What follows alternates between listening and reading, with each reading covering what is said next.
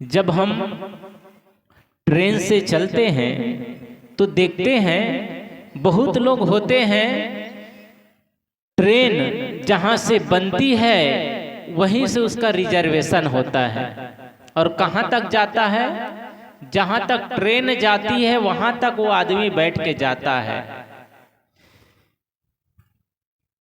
पहला स्टेशन जहाँ से ट्रेन बनी और अंतिम स्टेशन जहाँ तक ट्रेन जाएगी वहाँ तक वो सफर करता है। कुछ लोग होते हैं जहाँ से ट्रेन बनी वहाँ से चलता है, आधे बीच में उतर जाता है। कुछ लोग होता है बीच में ही चढ़ता है, बीच में ही उतर जाता है।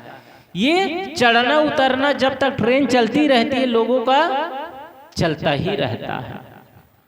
ऐसे ही कोई कोई होते हैं बहुत लंबी जीवन जीते हैं, जन्म लिए जब तक बुढ़ापा अंतिम पड़ाव तक वो जीता है। कुछ लोग होते हैं कि आधे बीच जवानी में ही चल देते हैं। कुछ लोग होते हैं बीच में चढ़े बीच में उतर जाते हैं। कुछ लोग होते हैं जन्म लिए बस 8-10 साल जिए, बाद में चढ़े और पहले उतर जाते हैं। और कुछ उसी परिवार में होते हैं जो बूढ़े हो चले हैं, उसकी आयु काफी हो चली है, वो कब से जन्म लिए और कब तक जाएगा, अंतिम पड़ाव तक। माता जी हैं, पिताजी तो पहले ही चल दिए हैं, माता जी हैं वे अभी ठीक हैं, पुत्र बीच में ही चल दिए, किसी का स्टेशन पहले ही आ जाता है। ये तो कहा जाता है औपचारिकता बस कि वो आदमी तो ठीक था कैसे चला गया, लेकिन जिसका जब समय आता है कोई कितना भी प्रयास कर ले उसको रोक नहीं पाता है। लेकिन जो जाने वाले होते हैं अपने परिजन को एक दर्द देकर चले जाते हैं। वे दर्द तो नहीं देते हैं, उनकी तो उसके अनुसार तो सबको जाना ही है, लेकिन उनकी याद में, उनकी स्मृति में जो लोग हैं, पत्नी है, बच्चे हैं, माँ है, भाई है, बहन है और जो भी परिवार के लोग हैं, उनको एक कमी, एक दर्द, एक पीड़ा होती है। क्योंकि जिसको हम बचपन से देखे, जो हमारे बीच इतने लंबे समय तक रहे, अचानक चले गए, मन को विश्वास भी नहीं होता है कि अब उनसे कभी मुलाकात नहीं होगी। वे सदा सदा के लिए हमारे बीच से चले गए, मन को विश्वास नहीं होता है। ऐसा लगता है कि अभी कहीं बाहर गए हैं, बस थोड़े दिन में लौट आएंगे। लेकिन ये मन को समझाया जा सकता है, लेकिन यथार्थ तो कुछ और ही है। वे तो सदा सदा के लिए चले गए, फिर उससे मिलना नहीं होने वाला। माता के लिए, भाई के लिए, पत्नी के लिए, बच्चों के लिए वे तो हमेशा यादों में रहेंगे। कोई बूढ़ा आदमी चला जाए तो उसके लिए उतना दुख नहीं होता। क्यों? क्योंकि वो तो अपने जीवन को जी लिया, उनकी अब बुढ़ापा आ गई थी, अच्छा हुआ चल दिया चलते फिरते। ये कहा जाता है कि वो बेड पर नहीं पड़े, दूसरे को उतनी सेवा करने का अवसर नहीं दिया, चलते फिरते चले गए, अच्छा हो गया। लेकिन कोई जवान आदमी चला जाए तो फिर ये अच्छा नहीं होता है। क्यों? क्योंकि उसके ऊपर बहुत बड़ी जिम्मेदारी थी। परिवार में अकेले ही वे कमाने वाले थे, घर का गार्जियन थे। अब वे ही चले गए, जैसे मकान तो खड़ा हो लेकिन छप्पर ही उजड़ जाए। क्या होता है जब घर का गार्जियन चले, मकान तो खड़े हो लेकिन जो छप्पर जिससे ढका हुआ था वही उजड़ जाए, तब तो वर्षा धूप अनेक प्रकार की समस्याएं घर में आएगी। रहने वालों में। ऐसे ही जब घर के कमाने वाले, घर के मुखिया ही नहीं रह जाते हैं तो फिर बहुत दिक्कतों का सामना करना पड़ता है। ये तो जो दिया है वो ले लेता है, प्रकृति के द्वारा ये जीवन मिला, प्रकृति में ही विलीन हो गया यह शरीर। एक फकीर था, उसका एक होनहार बेटा था, बहुत ही योग्य, बहुत ही गुणवान, देखने में सुंदर, बहुत ही कर्मठ, हर प्रकार से सुयोग्य था। उनको जो भी देखते बहुत खुश होते कि कितने दिव्य संस्कारी बालक है, ये पूर्व जन्म से संस्कार लेकर आया है।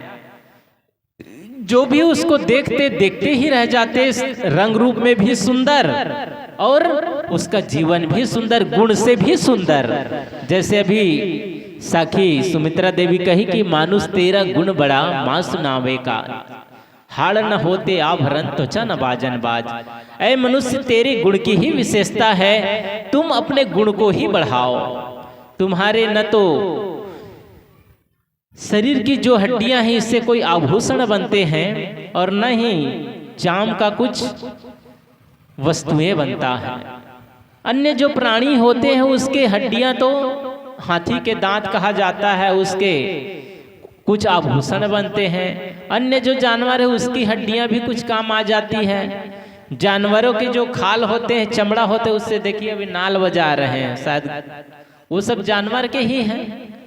तो कई बाजे, कई वस्तुएं बनते हैं, लेकिन मनुष्य के शरीर से कुछ भी नहीं बनता है। उसको तो बस दफना दिया जाता है, जला दिया जाता है। लेकिन उसमें एक बहुत बड़ी शक्ति है, उसके अंदर है सद्गुण। वो यदि अपने सद्गुण को बढ़ाए, वो अपने सद्गुणों को उजागर करे, अपने जीवन को सद्गुणों से भर ले, तो फिर ये शरीर तो नहीं रह जाएगा, लेकिन उसके गुण की चर्चा नहीं रहने पर बहुत लंबे समय तक होता है।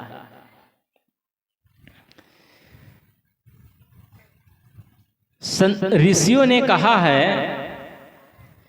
कि जीवंतम ही मृतवन मन्ये देहिनम धर्म वर्जितम, मृतो धर्मेण संयुक्तो दीर्घजीवी न संशया। कहते हैं वह व्यक्ति जीते हुए भी मरे हुए के समान है। कौन व्यक्ति? जीवंतम मृतवन मन्ये, जीते हुए भी मृतवन मन्ये, मरे हुए के समान है। कौन? देहिनम धर्म वर्जितम, जो अपने देह से, शरीर से कुछ धर्म का काम नहीं किया, कुछ परमार्थ का काम नहीं किया, किसी की सेवा नहीं किया, किसी दुखी का सहारा नहीं बना, कुछ भी पुण्य नहीं किया, तो वह व्यक्ति जीवित तो था लेकिन मरे हुए के समान। मरा हुआ आदमी क्या कर सकता है? कुछ नहीं कर सकता है। उसके तो हाथ पांव कुछ चलता ही नहीं, वो तो मिट्टी हो जाता है। ऐसे ही यदि आदमी जीवित व्यक्ति यदि कुछ धर्म का काम ना करे, परमार्थ का काम ना करे, तो वह जीते हुए भी मरे हुए के समान है। मृतो धर्मेण संयुक्तो, जो व्यक्ति मृत हो गए हैं, इस संसार से चले गए हैं, लेकिन वे जब जीवित थे तो धर्मेण संयुक्त, तो धर्म का संचय किया, धर्म को जिया, परमार्थ का काम किया, पुण्य का काम किया, लोगों का भलाई किया, कुछ अच्छा काम किया, तो वह व्यक्ति दीर्घजीवी न संशया। वह व्यक्ति का शरीर तो नहीं रह गया, लेकिन यश से दीर्घजीवी, वो उसकी आयु दीर्घायु हो जाता है, लंबी उसकी उम्र हो जाती है। कैसे? यश से। यश से वे लंबे समय तक जीते हैं। तो सद्गुरु कहते हैं कि ऐ मनुष्य, तुम्हारे गुण की ही विशेषता है, तुम अपने गुण को ही बढ़ाओ।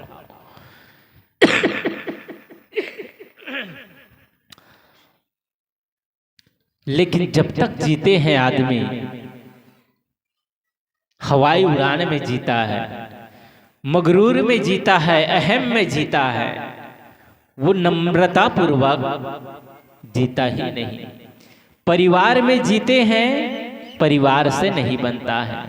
पत्नी से, बच्चे से, भाई से, जिसको ज्ञान नहीं होता वे तो लड़ते झगड़ते रहते, लेकिन जिसको ज्ञान हो जाता है वे तो अपनों के साथ भाईचारे पूर्वक जीता है। इसीलिए तो देखिए उनके छोटे भाई श्री गंगा जी है, अपने बड़े भाई की स्मृति में ये सत्संग करा रहे हैं। क्यों? क्योंकि भाई भाई में प्रेम था, इसलिए। यदि भाई भाई में प्रेम नहीं होता तो करते क्या? नहीं करते। तो ऐसे शिक्षा, आज शोक के दिन तो है ही, लेकिन एक शिक्षा का भी दिन है, हम सबको जागने का भी ये दिन है कि देखिए कैसे लोग अचानक चले जाते हैं, हम भी उसी में हमारा भी नंबर लग सकता है। इसलिए किसी से यदि कुछ कहा सुनी हो गए, उनसे जाकर माफी मांग लेनी चाहिए। किसी ने गलती कर दी, उसको क्षमा कर देना चाहिए। कोई यदि बात किसी से लेन देन हो तो उसको चुकता कर देना चाहिए। किसी के यदि दिल दुखाया है तो उसको जाकर सांत्वना दे देना चाहिए और जाकर क्षमा मांग लेना चाहिए। मेरे से भूल में या जाने अनजाने में ऐसी गलती हो गई जिससे आपको तकलीफ हुआ, मुझे क्षमा कर दीजिए, और उनसे गले मिल लीजिए और प्रेम पूर्वक जिए।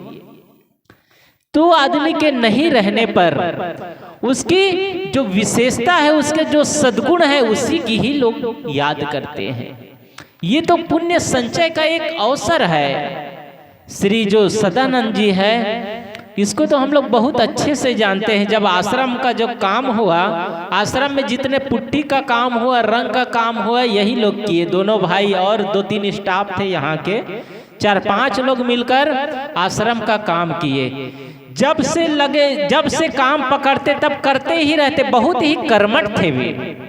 आलस नाम की उनके अंदर कोई चीज ही नहीं थी। आलस नहीं करते और खुश रहते हमेशा, और काम करते ही रहते।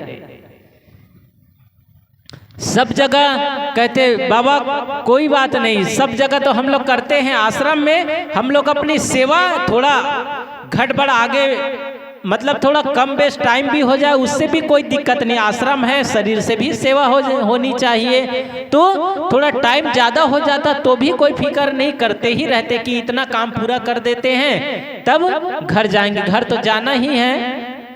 इतना उनके अंदर ये अच्छाइयाँ थी। मैं किसकी चर्चा कर रहा हूँ? उसकी अच्छाइयों की। कितने कर्मठ थे और काम में हमेशा आगे रहते, मुस्कुराते रहते, हंसते रहते। ऐसे ही हमारा जीवन भी होना चाहिए। कहीं ना कहीं कुछ अच्छे कर्मों से लोगों के ऊपर हमारी छाप छोड़ के जाना चाहिए हमें, कि नहीं रहने पर हमारी लोग याद करें। जन्म और मृत्यु के बीच में थोड़ा सा जो जीवन का समय है, उसी में ही आदमी को ऐसा काम कर लेना चाहिए कि नहीं रहने पर आदमी लोग उसकी याद करे। कहा गया है नीति में, दिन भर ऐसा काम करो कि शाम सुख से सो सको। 8 महीने ऐसा काम करो कि चौमासा वर्षा का दिन सुख से कटे। जवानी में ऐसा काम करो कि बुढ़ापा सुखद हो, और जीवन भर ऐसा काम करो कि मृत्यु सुखपूर्वक हो। तो आदमी को ऐसे ही जीवन को अच्छा से जीना चाहिए कि दिन भर हम रोज एक दिन को अच्छा बनाना चाहिए। एक घंटे को, एक क्षण को अच्छा बनाना चाहिए, क्योंकि एक घंटे से ही ये पूरा दिन बनता है। दिन से ही सप्ताह बनता है, सप्ताह से ही महीना, महीना से ही वर्ष। ऐसे आदमी यदि एक क्षण को, एक पल को यदि अच्छा से जीता जाए तो उसका पूरा जीवन ही अच्छा हो जाए। जैसे आदमी एक काम को अच्छा करते करते उसका जीवन अच्छाइयों से भर जाता है, और आदमी गलत करते करते उसका जीवन बुराइयों से भर जाता है। तो आदमी के अंदर तो विवेक की शक्ति है, सही और गलत की परख करने की शक्ति है। हर जीव हर व्यक्ति पारखी है। कितने लोग कहते हैं ये लोग पारखी है? पारक तो जीव का स्वरूप ही है। क्यों? क्योंकि हम बाजार जाते हैं तो अच्छा अच्छा जो फल है उसको परख कर लेते हैं। यदि कोई बेचने वाला कोई गले हुए फल, यदि सड़ा हुआ फल को चढ़ा देते हैं तो यदि हमारी नजर पड़ गई तो कहते हैं भाई ये खराब फल है, इसको क्यों दे रहे हैं? उसको तराजू से उतार देते हैं, अच्छा फल चढ़ाओ। क्या हमारे खाने योग्य है? क्या हमारे कोई घास फूस लाकर डाल दे हमारी थाली में तो खाएंगे क्या? नहीं खाएंगे। कोई दाल भात रोटी सब्जी लाए तो खाए, वो हमारा भोजन है। तो परख करने की शक्ति, अच्छे और बुरे की शक्ति तो सब में है, जीव मात्र पर। चींटी छोटी सी प्राणी होती, उसको कंकड़ दे दीजिए वो सूंघेगा भी नहीं, और चीनी दे दीजिए तो बड़े प्रेम से खाएगा। तो उसके अंदर भी परख करने की शक्ति है। तो आदमी के अंदर ये परख करने की शक्ति है, विचार करने की शक्ति है कि क्या हमारे काम करने योग्य है और क्या करने योग्य नहीं है, और उसी के फल स्वरूप उसको दुख और सुख मिलता है। जीवन तो बहुत थोड़ा है, कब जाने का समय आ जाए क्या पता। इसलिए सदगुरु कबीर कहते हैं, जीवन की जनी आशा राखो, काल धरे है श्वासा। काल मृत्यु तुम्हारी श्वासों को वैसे ही पकड़ के रखा है जैसे कोई व्यक्ति बकरी के गले में रस्सी बंधी और रस्सी को पकड़ के वो खड़ा हो, कब वो रस्सी को खींच दे क्या पता।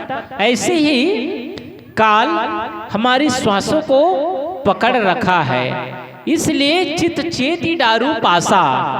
पासा इस जीवन के खेल को बड़ी सोच समझकर खेलना। कहीं युधिष्ठिर जैसे खेल मत खेलना कि सबको हार गए।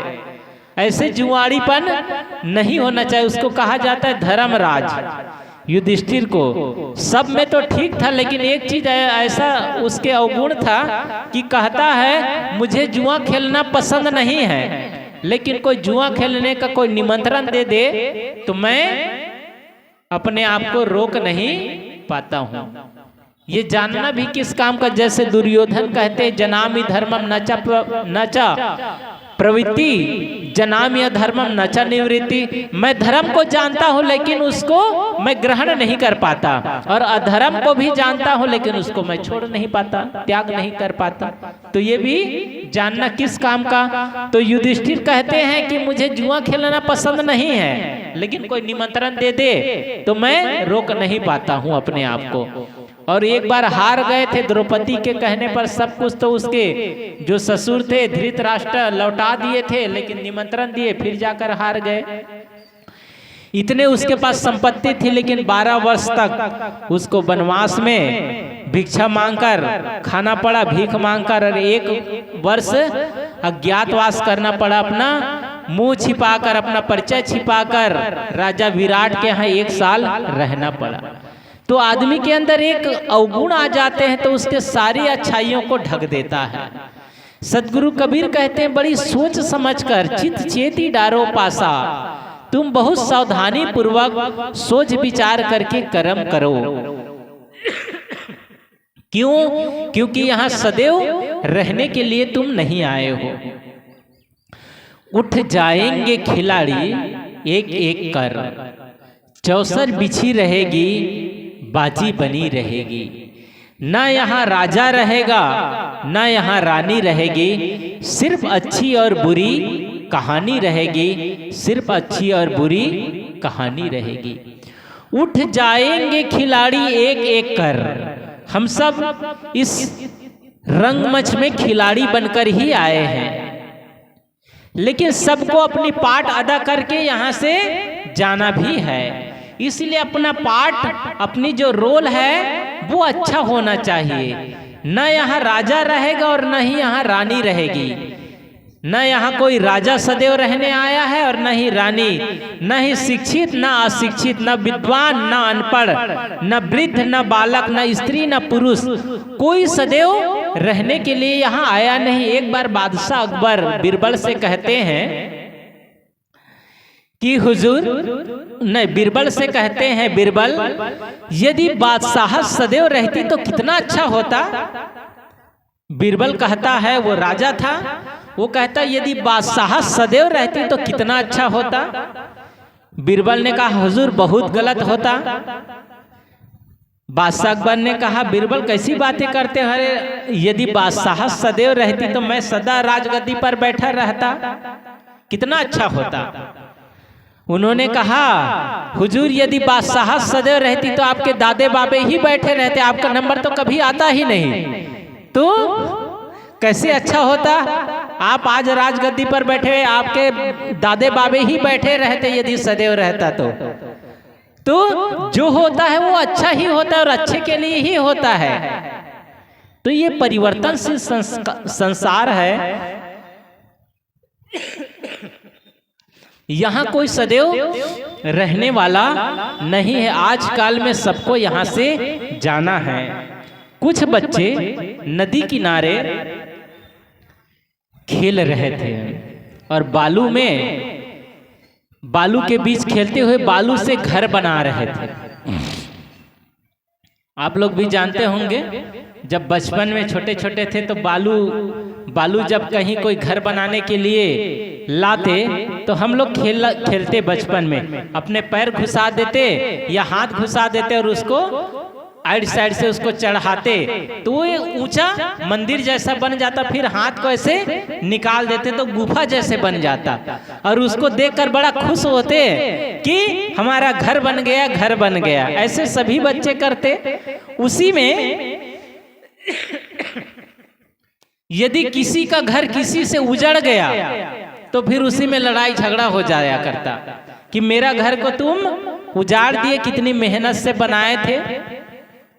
उसी में लड़ने झगड़ने लगते, गाली गलौज करने लगते एक दूसरे से, एक दूसरे के कपड़े फाड़ने लगते और एक कोई रोने भी लगता। तो भगवान बुद्ध ऐसे ही एक दिन जा रहे थे तो वही बच्चे सब बालू का घर बना रहे थे नदी के तट पर। तो अपने अपने सब घर बना रहे थे और खूब गगन मगन थे, खूब हंस रहे थे और मेरा घर बन गया, खूब नाच गा रहे थे।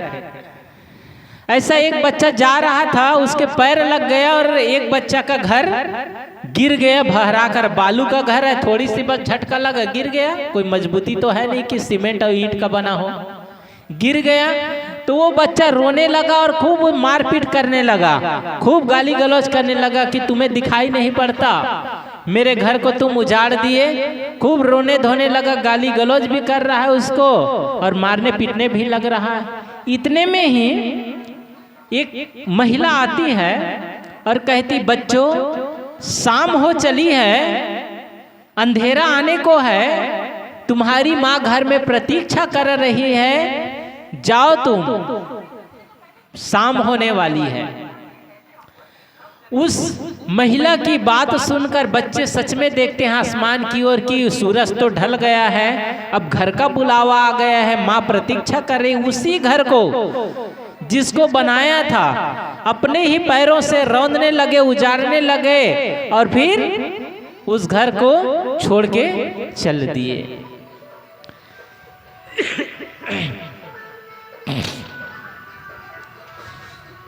ऐसे ही हम सब भी बड़ी मेहनत से जो बनाए हैं उसको एक दिन छोड़ के जाना पड़ता है। सबको कोई कितना भी प्रयास करे रहने का, रह नहीं पाता है सदैव, सबको एक दिन छोड़ के जाना होता है। सदगुरु कबीर कहते हैं जीवन की जनियासा राखो काल धरे है श्वासा, बाजी है संसार कबीरा चित चेती डारो पासा।